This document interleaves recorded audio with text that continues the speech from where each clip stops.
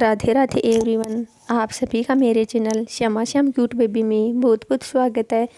आज मैं आपको मेरे इस वीडियो में बताऊंगी कि यदि आपके घर में भी लड्डू गोपाल है तो आप कहीं टूर पे जा रहे हो तो लड्डू गोपाल को अपने साथ ले जा सकते हो या उनको घर पे ही छोड़ के जाना है। उन लड्डू गोपाल को बाहर घुमाने के लिए ले जाना कितना सही है और कितना गलत है, तो आप मेरे वीडियो को एंड तक ज़रूर देखिए। बहुत से भक्त लोगों की देखा देखी बाहर लड्डू गोपाल को घुमाने के लिए ले जा सकते हैं, लेकिन आप जब लड्डू गोपाल को बाहर घुमाने के लिए ले जाते हो तो उनकी शुद्धि का पूरा ध्यान रखना चाहिए।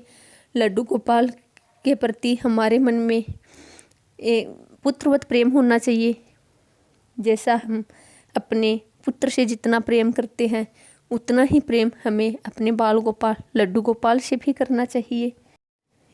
यदि घर में कोई है उनकी सेवा करने के लिए तो हम जब टूर पे जा रहे हैं तो उनको घर पे ही छोड़ के जाना चाहिए।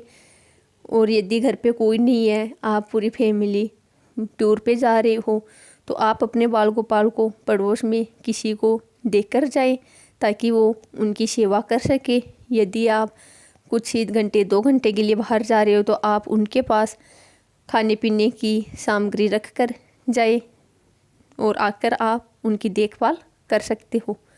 अब आप बाहर लेके जाते हो मान लो टोकरी में लड्डू गोपाल को, तो आपको उनकी शुद्धि का पूरा ध्यान रखना चाहिए। कहीं ना कहीं अपने मन में ये भाव ज़रूर है कि ये हमारे जो बाल गोपाल है ये भगवान है, तो भगवान की तो पूरी नियम शुद्धि और पूरे नियम से सेवा होती है। बहुत सारे नियम हैं, शुद्धि का भी पूरा ध्यान रखना पड़ता है। हमें रास्ते में भूख भी लगेगी, प्यास भी लगेगी, हम कुछ खाएंगे पिएंगे, फिर उन्हीं हाथों से अपन बाल गोपाल को ले लेंगे तो उसका हमें पाप लगता है।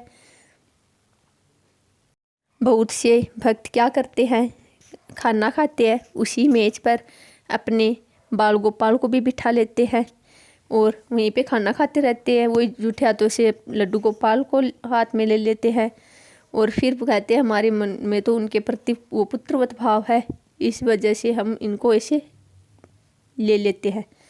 मान लिया कि आपके मन में पुत्रवत भाव है तो क्या आप अपनी संपत्ति का जब बंटवारा करते हो तब आप अपने बाल गोपाल के साथ भी 3 की जगह 4 या आपके 2 पुत्र है तो 3 ऐसे बंटवारा करते हो, तब आपके मन में यह भाव आता है कि ये तो भगवान है।